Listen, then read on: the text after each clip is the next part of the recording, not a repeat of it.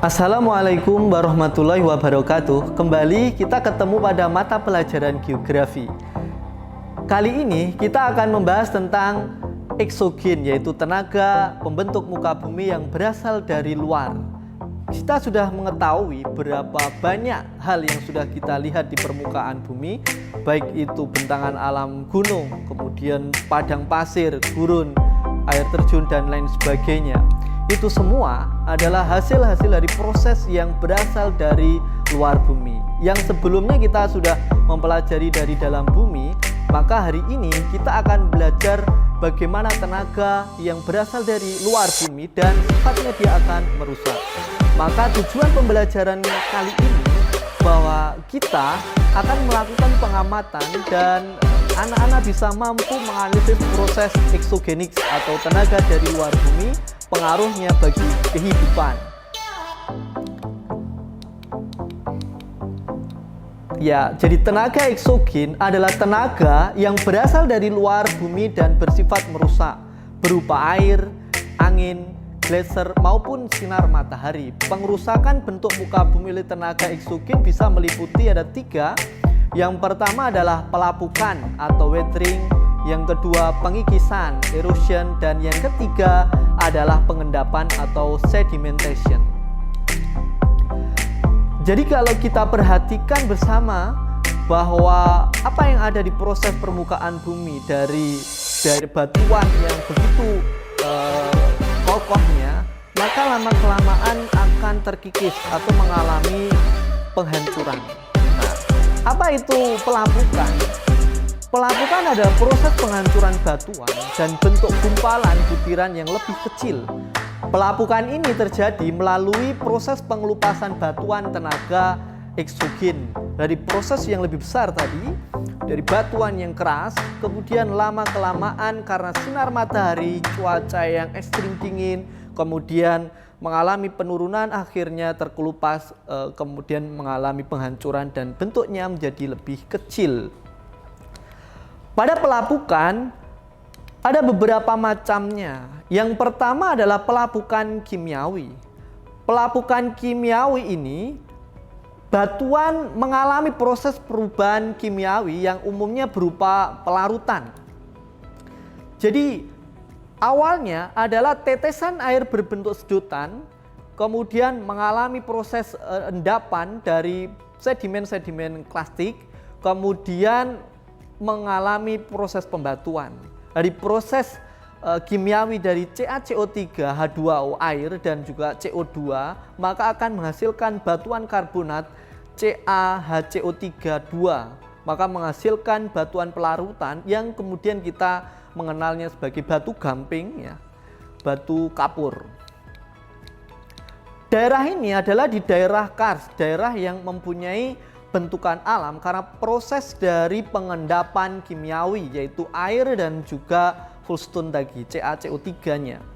Kemudian bentukan alamnya bisa berupa karen, yaitu alur-alur dari sebuah air hujan yang deras kemudian mengalami proses pengikisan, membentuklah yaitu guratan-guratan bebatuan yang terkikis oleh air yang di sana. Karena proses yang secara masif dari air hujan ini, maka proses dari batuannya seperti itu. Kemudian bisa berupa bentukan alam yang disebut dengan ponor, sebuah bentang alam yang seperti cekungan yang dia tidak terisi oleh air karena bagian bawahnya tadi retak atau retasan tadi, ya, bagian epikarsnya karena batuan kapur tadi retak-retak, maka otomatis proses air yang meresap ke dalam batuan kapur itu langsung dia hilang, ya. Maka kemudian terjadilah ponor itu dari proses retakan batuan kapur.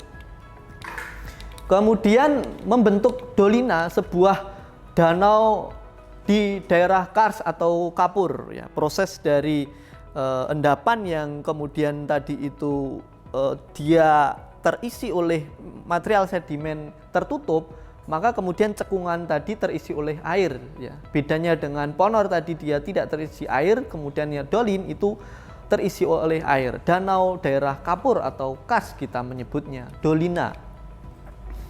Ya, prosesnya dari proses sebuah retakan kemudian membentuk cekungan mangkok yang membuat menjadi sebuah danau. Pipa karst adalah tebing yang sangat vertikal ya, karena proses menjadi rongga ya dari proses sedimen pelapukan kimiawi. Kemudian dia runtuh menjadi tebing ya, pipa karst. Dari dolin tadi kemudian bisa berubah menjadi uvala-uvala ya, danau-danau kecil. Sedangkan polje adalah bentukan di permukaan daerah karst berupa cekungan yang luas, berlantai, datar atau dataran luas yang dibatasi oleh perbukitan karst setidaknya pada salah satu sisinya. Ya. Setidaknya bahwa sebuah daerah karst disebut polje, yaitu yang pertama lantai yang rata pada batuan dapat berteras atau tertutup oleh sedimen berupa material aluvial. Kedua, sebuah cekungan tertutup yang dibatasi oleh dinding curam setidaknya pada salah satu sisinya. Dan ketiga, memiliki sistem drainase karst. Di Indonesia, itu polje biasanya difungsikan sebagai lahan sawah dan lahan pertanian, seperti daerah karst Sukaraja, Tasikmalaya, kemudian karst di Gunung Sewu, dan juga karst Maros di Pangkep, Sulawesi Selatan. Kemudian bentukan alam daerah pelapukan kimiawi bisa berupa goa ya, yang berupa ornamen stalaktit, apa itu? Jadi batuan yang terbentuk dari tetesan air ya dari atas ke bawah, maka dia akan membentuk batuan yang dari top dari atasnya ya, dari atas batuan menggantung ya, batuan menggantung stalaktit.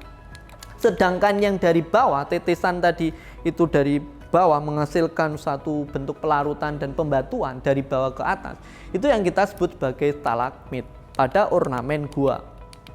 Kemudian pelapukan yang kedua adalah pelapukan organis biologis. Penyebabnya adalah proses organisme, yaitu binatang, tumbuhan, dan manusia.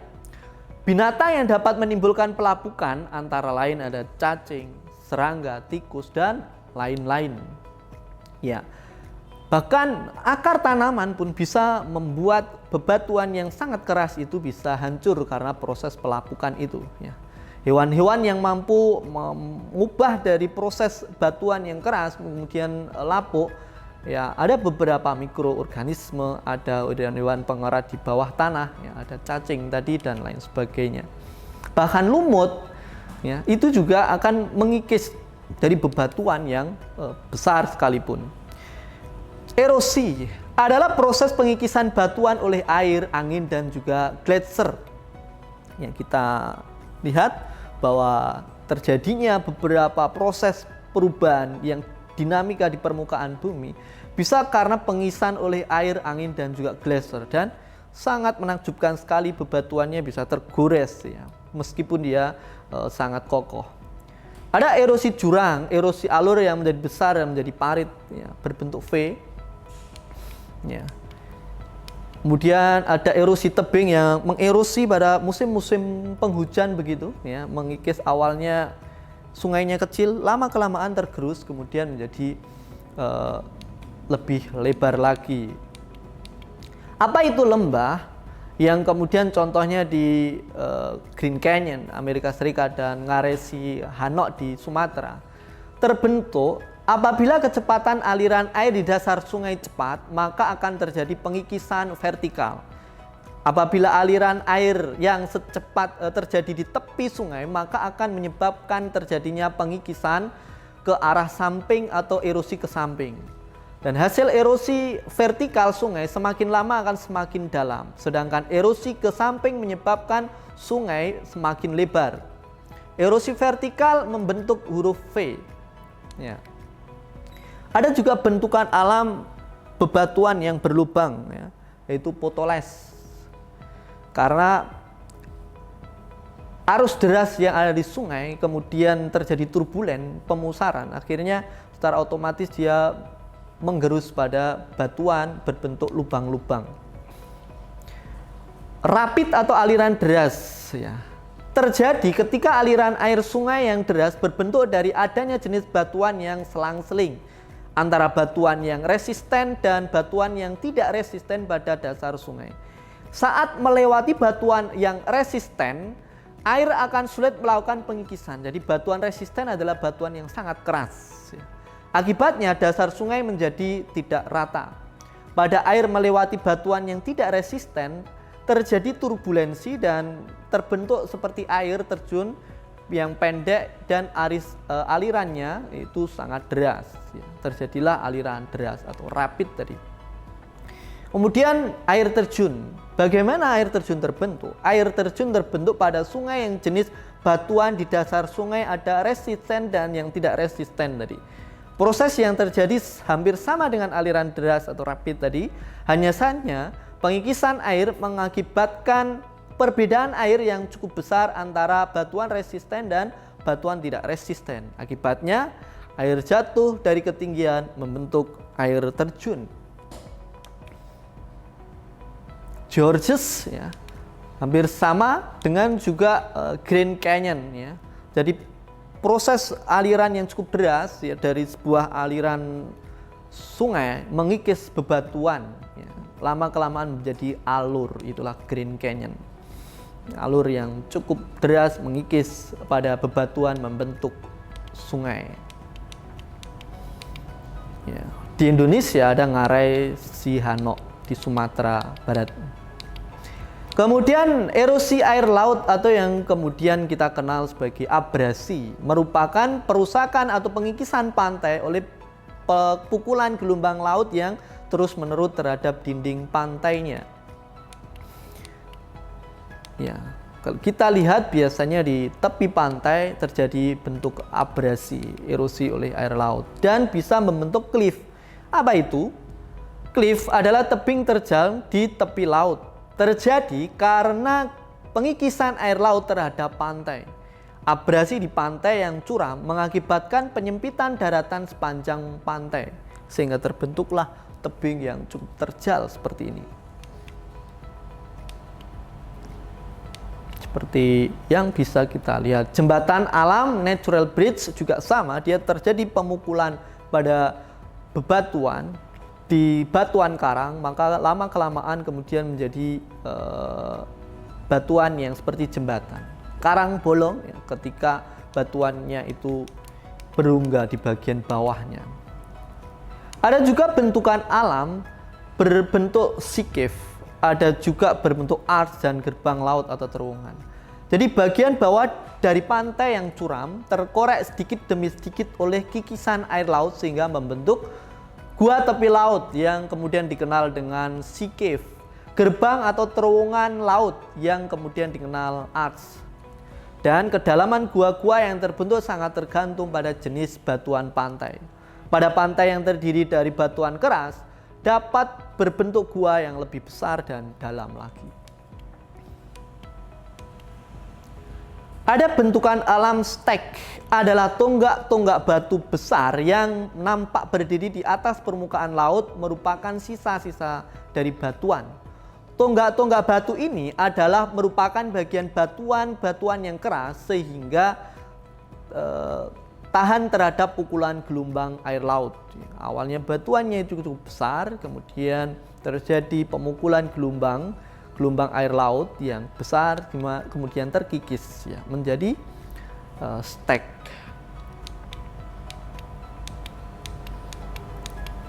Kemudian erosi angin terjadi di daerah kering yaitu padang pasir. Angin yang membawa kencang pada sebuah pasir dan butir-butir yang terbawa oleh angin dapat menghaluskan dari sebuah pengikisan permukaan batuan. Ya, jadi erosi dari sebuah angin yang menerpa pada permukaan bumi. Nah, tenaga angin ini di permukaan bumi ternyata cukup besar, ya, di mana bisa membentuk windshole atau batuan berlubang. Awalnya batuannya tidak resisten, ya agak lapuk begitu, karena terkikis oleh angin. Lama-kelamaan batuan tadi berlubang, windshole. Ada bentukan alam membentuk gurun karena proses batuan yang tidak resisten tadi berlubang membentuk windhole, sisa material dari batuan tadi kemudian menjadi pasir, ya, gurun, dan juga dari batu jamur, dari mushroom rocks, batuan yang resisten kuat, terkikis selama kelamaan, kemudian pengikisannya tadi, hasil sisa-sisa butiran-butirannya tadi menjadi pasir. Sedangkan batuan yang kerasnya membentuk seperti jamur, maka disebut dengan batu jamur atau mushroom rocks, ya. Di daerah padang pasir di Jazirah Arab sana ditemukan seperti itu. Kemudian erosi es atau gletser, ya. Erosi oleh gletser merupakan pengikisan yang dilakukan oleh gletser, lapisan es di daerah pegunungan. Pengikisan ini terjadi di daerah yang memiliki 4 musim. Pada musim semi terjadi erosi oleh gletser yang meluncur menuruni lembah, dan akibatnya lereng menjadi lebih terjal.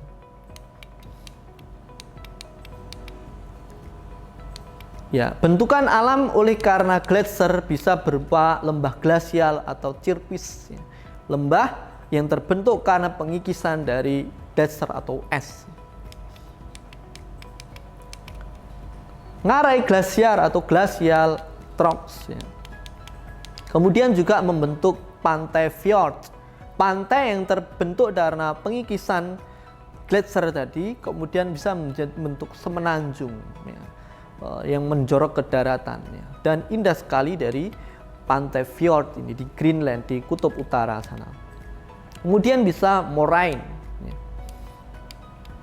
Sedangkan pengendapan atau sedimentasi adalah terbawanya material hasil dari pengikisan dari pelapukan air sungai, air laut, gletser, dan angin ke suatu wilayah yang kemudian diendapkan, ya, di sebuah muara sungai dan daerah sebuah lembah. Bentuk dari proses pengendapan ini sebut saja delta, ya. Delta terbentuk ada 3 syarat. Sedimen yang dibawa oleh sungai harus banyak ketika akan masuk ke laut atau danaunya. Kemudian yang kedua, arus panjang di sepanjang pantai tidak terlalu kuat, dan yang ketiga, pantai harus dangkal sehingga membentuk material sedimen delta seperti itu. Kemudian membentuk juga berupa kipas aluvial atau alluvial vents. Ya, berbentuk seperti kipas, dia terbentuk di kaki bukit. Endapan dari material lumpur atau pasir atau tanah yang terendapkan karena di atasnya dia terbawa oleh air, ya. Karena bisa jadi daerahnya daerah yang sudah gundul, maka kemudian material tadi diendapkan di bawah. Kalau dia itu masih berupa hutan atau banyak vegetasi pepohonannya, ya jarang kemudian ada alluvial vent, karena ini memang sedimen yang terbawa oleh air hujan yang diendapkan, lumpur, tanah, pasir yang menjadi satu membentuk kipas di kaki bukit. Ada juga bentukan alam sebagai bentuk dataran banjir. Tanggul alam, ya, terbentuk di daerah sungai ini. Misalnya dataran banjir merupakan daerah di sekitar sungai yang berkelok-kelok, meander, sering disebut sebagai sungai meander. Dataran landai di sebelah kiri kanan sungai disebut dengan floodplain atau dataran banjir. Ketika terjadi hujan deras dan banjir, material tadi diendapkan di kanan kiri sungai yang sehingga terjadi pendangkalan sungai, tanggul, floodplain.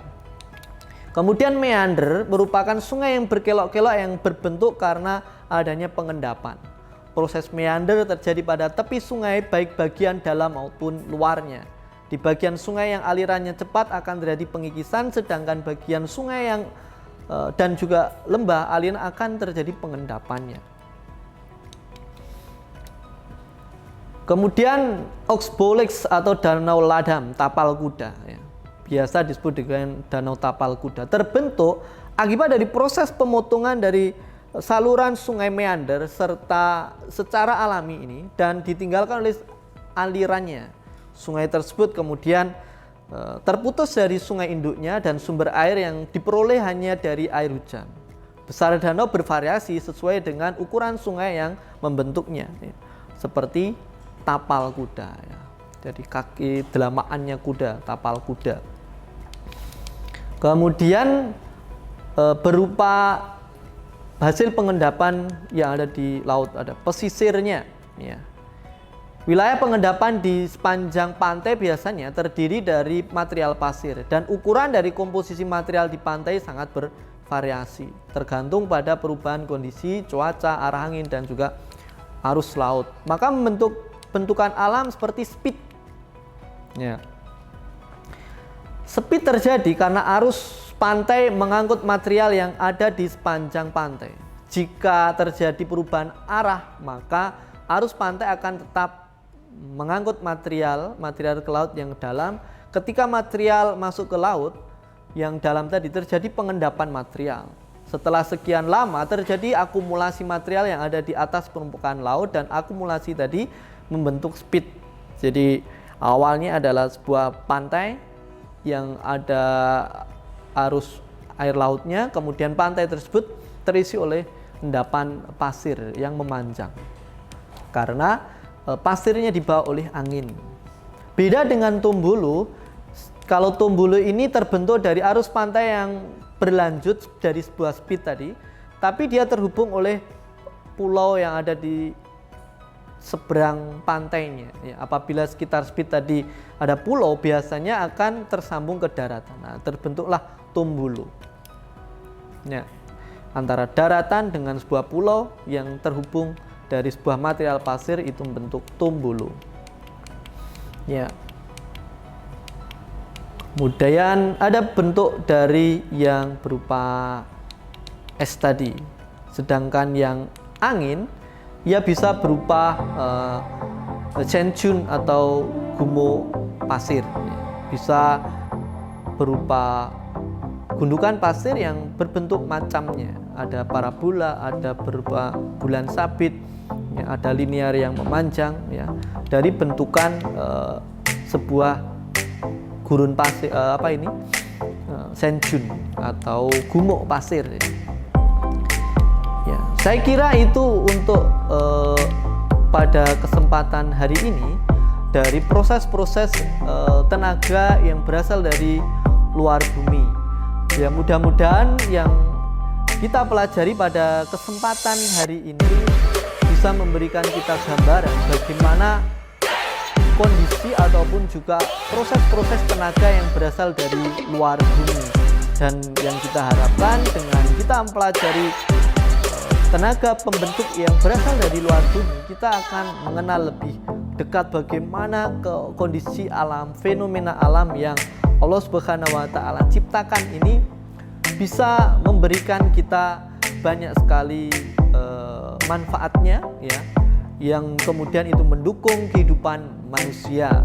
Meskipun ada hikmah-hikmah yang ada di balik semua itu, tapi fenomena ini tentunya pasti ada manfaatnya bagi manusia. Dari bagaimana itu sungai, kemudian juga air terjun, kemudian gurun dan lain sebagainya, proses pengendapan, pengikisan dan juga pengikisan itu tadi bisa memberikan nuansa yang indah pada permukaan bumi. Dan dengan itu maka kita diharapkan bisa berpikir bahwa apa yang ada di permukaan bumi ini diciptakan supaya kita lebih mengenal Tuhan kita. Saya kira itu pada kesempatan hari ini, mudah-mudahan kita bisa mengambil banyak pengetahuan dari tenaga dari luar bumi atau eksogen. Terima kasih.